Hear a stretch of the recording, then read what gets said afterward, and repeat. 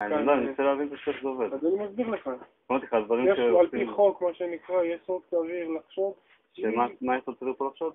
זה שלי. מה יש לך?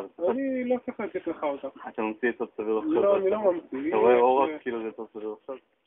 לי יש את מה שאני צריך לעשות, מה שאני צריך לעשות. מה שאומר זה שאין לך סוד סביר לחשוד. לא, זה מה שאתה אומר. לא, אתה אומר, מה זה נשמע לי? אני, עם השיקולים שלי לא צריך לפרט לך. אוקיי? את מה שמביא לי את הסמכות שלי, אני לא צריך לפרט.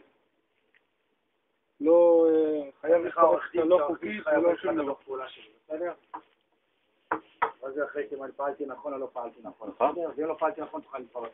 בסדר?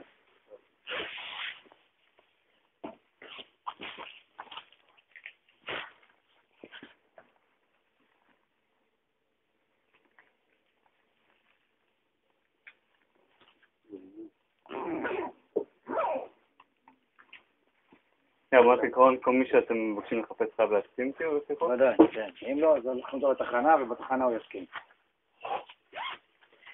מול קצין. כן?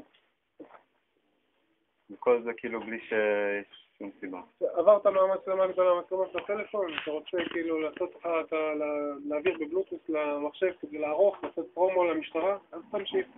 טוב, טוב. זה לא במשפט. אני נהייתי בשחור. תראי, הוא בדק אותו רגע.